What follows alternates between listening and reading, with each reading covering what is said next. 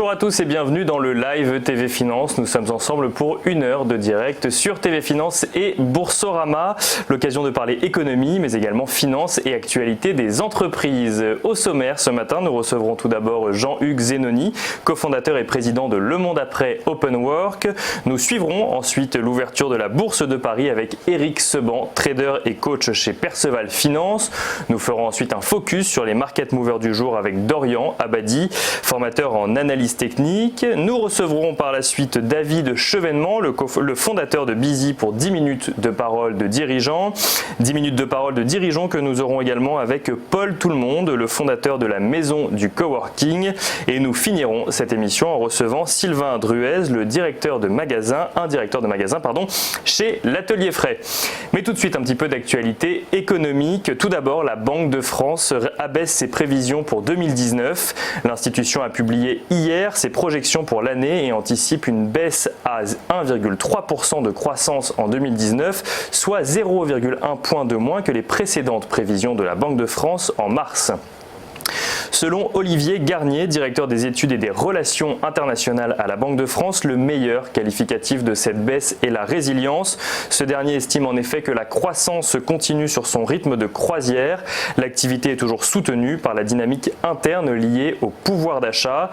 La Banque de France constate par ailleurs que la demande intérieure reste le premier facteur de croissance, tout en constatant également que les gains de pouvoir d'achat des Français ne se font toujours pas sentir sur la consommation.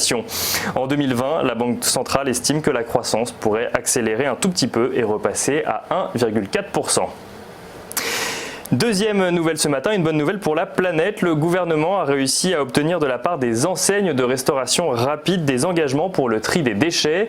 Ce projet a été porté par la secrétaire d'État Brune Poirson qui a fait signer à une quinzaine d'enseignes de la restauration rapide dont Burger King, McDonald's, Domino's ou encore l'Amicaline pour ne pas citer que des Américains, un contrat d'engagement.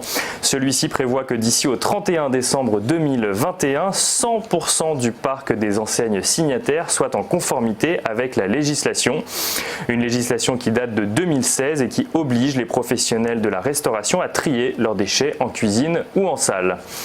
Et enfin, troisième bonne nouvelle ce matin qui concerne cette fois-ci la Coupe du Monde de football féminin. L'équipe de France n'a pas gagné d'autres matchs sur le terrain pour le moment, mais elle vient de prouver qu'elle fédérait dans l'Hexagone. TF1 a en effet estimé à 10 millions le nombre de téléspectateurs pour le premier match d'ouverture de la Coupe du Monde, un score auquel la chaîne ne s'attendait pas du tout et qui n'a pas manqué de faire réagir en interne puisque la régie a annoncé une augmentation de 50% à 60% des tarifs de ses prochains spots publicitaires. Une décision qui laisse présager que les matchs des Bleus devraient fédérer au moins autant de téléspectateurs par la suite. Espérons que cet engouement national pour un événement organisé cette année en France porte loin notre équipe.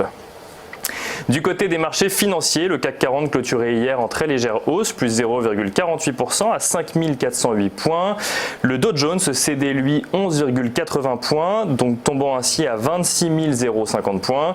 Le S&P 500 plus large perdait lui 0,03% à 2885 points. Et enfin le Nasdaq Composite terminait lui quasiment inchangé à 7822 points.